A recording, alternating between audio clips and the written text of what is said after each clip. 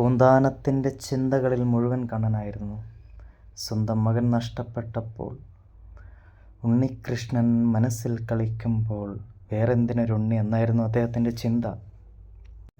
നീ നടന്നു പോയ വൃന്ദാവനത്തിലെ പഞ്ചസാര മണലിലെ ഒരു തരിമതി, ഹരിനാമം ചൊല്ലുന്ന അരയാലിൻ്റെ തണൽ മതി, നീയാകുന്ന പ്രേമസാഗരത്തെ സ്ഫുടം ചെയ്തെടുത്ത നാമമന്ത്രത്തിലെ ഒരക്ഷരം മതി, ഒരു തുളസിക്കതിർ മതി കണ്ണാ, ശ്രീലകത്തു നിന്നും തളിക്കുന്ന തീർത്ഥജലത്തിലെ ഒരു തുള്ളി മതി, നിന്റെ സ്വരരാഗക്കുഴലിൽ നിന്നൊഴുകുന്ന രാഗസുതയിലെ ഒരു സ്വരം മതി കണ്ണാ, ഈ ഭക്തന് നിന്നിൽ അലിയാൻ.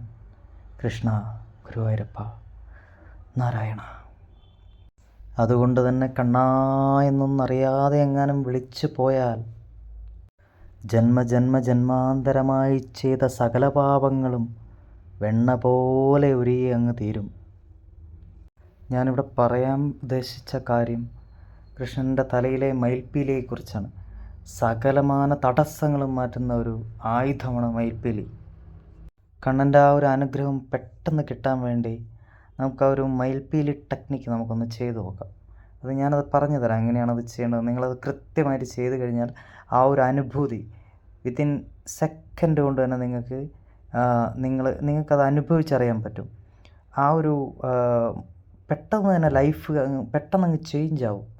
നമ്മൾ പുറത്തേക്കൊക്കെ ഇറങ്ങിക്കഴിഞ്ഞാൽ നമ്മളെ അറിയാത്ത ആളുകൾ നമ്മളോട് ഇങ്ങോട്ട് വന്ന് സംസാരിക്കും. കാരണം അത്രയ്ക്കും അട്രാക്ഷൻ ആയിരിക്കും നമ്മുടെ ശരീരത്തിനായാലും നമ്മുടെ മനസ്സിനായാലും അത്രയ്ക്കും ഫ്രഷ് ആയിരിക്കും. ഭയങ്കര സന്തോഷമായിരിക്കും. ഇതിൻ്റെ അടിസ്ഥാനം അതാണ്. എല്ലാവരും ഇപ്പോൾ സന്തോഷത്തിന് വേണ്ടിയാണല്ലോ മുഴുവൻ കാര്യങ്ങളുടെ പിറകെയും ഓടുന്നത് സന്തോഷം ലഭിക്കാൻ വേണ്ടിയാണ്. അപ്പോൾ അത് എങ്ങനെയാണ് ചെയ്യേണ്ടതെന്ന് വെച്ച് കഴിഞ്ഞാൽ നമ്മൾ രാവിലെ എഴുന്നേൽക്കണമെന്ന് പറഞ്ഞാൽ എപ്പോൾ വേണമെങ്കിലും എഴുന്നേൽക്കാൻ നിങ്ങൾക്ക് അതൊന്നും ഒരു കുഴപ്പമില്ല. അല്ലാതെ 5:30 വെളുപ്പിന് പുലർച്ചയ്ക്ക് എഴുന്നേറ്റിരുന്ന് ചെയ്യണമെന്നൊന്നും ഒരിക്കലും ഞാൻ അങ്ങനെയുള്ള കാര്യങ്ങളൊന്നും പറയില്ല. രാവിലെ ഉറക്കമുണർന്ന് 5 മിനിറ്റിനുള്ളിൽ ചെയ്യണം ഇത്. അപ്പോഴേ അതിൻ്റെ ഒരു നല്ല രീതിയിലുള്ള അനുഭൂതി നിങ്ങൾക്കത് വരുള്ളൂ, നല്ലൊരു ഫലം അതിന് കിട്ടുള്ളൂ. അപ്പോൾ ആ ഒരു മയിൽപ്പീലി, ഇളകിയാടുന്ന മയിൽപ്പീലിയെ നിങ്ങൾ ഹൃദയത്തിൽ അങ്ങോട്ട് സങ്കല്പിക്കുക നല്ല രീതിയിൽ. ആ മയിൽപ്പീലി നമ്മുടെ നെഞ്ചിൻ്റെ ഉള്ളിൽ, ഹൃദയത്തിൽ നടുവിൽ അവിടെ നിന്നിങ്ങനെ ഇളകി ആടുന്നതായിട്ട് അങ്ങ് സങ്കല്പിക്കുക. നമ്മുടെ ശരീരത്തിൻ്റെ ഉൾഭാഗങ്ങളിൽ ഒരുപാട് അവയവങ്ങളുണ്ടല്ലോ, ആ അവയവങ്ങളെല്ലാം ഇത് ടച്ച് ആകുന്നത് പോലെ സങ്കല്പിക്കുക. എന്നിട്ട് നമുക്ക് ആ ഒരു ഇക്കിളി നമുക്ക് ഫീൽ ചെയ്യണം. ആ ഒരു ഫീലിംഗ് വരണം, ശരീരത്തിന് മൊത്തം അത് കൊണ്ടുവരിക. അല്ലേ, മയിൽപ്പീലി അല്ലാതെ തന്നെ നമ്മുടെ മുഖത്തൊക്കെ ടച്ച് ചെയ്യുമ്പോൾ നമുക്കൊരു കോരിത്തെരിപ്പ് വരില്ലേ? അതുപോലെ ആ ഒരു അനുഭൂതി ആ ഒരു ഫീലിംഗ് അത് നിങ്ങളിങ്ങനെ കൊണ്ടുവരിക. ആ ഒരു സങ്കല്പത്തിൽ ഒരു മിനിറ്റ് വേണ്ട, 1/2 മിനിറ്റ് മതി. അത്രയേ ചെയ്യണ്ടോ, ഒരുപാട് സമയമൊന്നും വേണ്ട ഇത്. ആ ഒരു 1/2 മിനിറ്റ് നിങ്ങളുടെ മനസ്സ് എവിടെയും പോകാൻ പാടില്ല. ആ മയിൽപ്പീലിയിൽ തന്നെ വേണം, ആ ഇളകിയാടുന്ന മയിൽപ്പീലി. ഇതിൻ്റെ ഒരു എഫക്റ്റ്, അതായത് ഇതിൻ്റെ ഒരു എഫക്റ്റ് എന്താണെന്ന് വെച്ച് കഴിഞ്ഞാൽ ഭയങ്കര സന്തോഷമായിരിക്കും. ഭയങ്കര സന്തോഷം, നമുക്ക് പറയാൻ പറ്റാത്ത സന്തോഷം എന്ന് പറയില്ലേ, അതുപോലെ സന്തോഷം.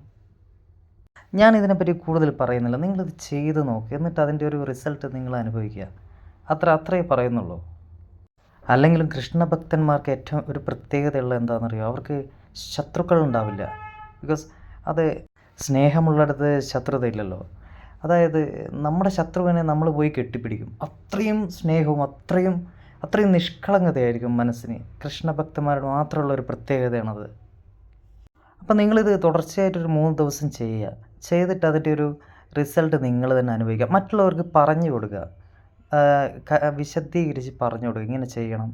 വീട്ടിലെല്ലാവരും ചെയ്യുക. ഒരുപാട് കാലം മന്ത്രം ജപിച്ചത് കൊണ്ടോ അമ്പലങ്ങളിൽ പോയി വഴിപാട് നടത്തിയത് കൊണ്ടോ ഒന്നും ജീവിതം മാറില്ല. ഇപ്പോഴും ഒരുപാട് ദുരിതങ്ങളിലൊക്കെ കഴിയുന്ന ഒരുപാട് ആളുകളില്ലേ, എന്തുകൊണ്ട് ജീവിതം മാറാത്തതെന്ന് അവരിങ്ങനെ ചിന്തിക്കും. ഞാൻ ഇത്രയും ചെയ്യുന്നില്ലേ? ഇതൊന്നും അല്ല വേണ്ടത്. അറിയാവുന്ന കാര്യം ശരിയായി മനസ്സിലാക്കി അത് ജീവിതത്തിൽ പകർത്തിക്കഴിഞ്ഞാൽ കൃത്യമായിട്ട് നമുക്കതിൻ്റെ റിസൾട്ട് കിട്ടും. ഇങ്ങനെയുള്ള ചെറിയ ചെറിയ ടെക്നിക്കുകളാണ് നിങ്ങളെ ജീവിതം മാറ്റുന്നത് ശരിക്കും. അല്ലാതെ ഒരുപാട് നീളമുള്ള മന്ത്രങ്ങളൊന്നും ജപിച്ചിട്ട് ഫലം കിട്ടില്ല. അപ്പം നിങ്ങളിത് ചെയ്ത് നോക്കുക. എല്ലാവർക്കും ഗുരുവായൂരപ്പൻ്റെ അനുഗ്രഹവും ആശീർവാദവും ഉണ്ടാവട്ടെ. എല്ലാവരോടും സ്നേഹം. ഇത് പറയാൻ സാധിച്ചത് തന്നെ ഒരു പുണ്യമായി കരുതുകയാണ്. അപ്പോൾ നമുക്ക് അടുത്ത വീഡിയോയിൽ വീണ്ടും കാണാം. ഓക്കെ, നിങ്ങളതെല്ലാവരും ചെയ്യുക, അത് അനുഭവിച്ചറിയുക. സർവം കൃഷ്ണാർപ്പണമസ്തു. Thank you all.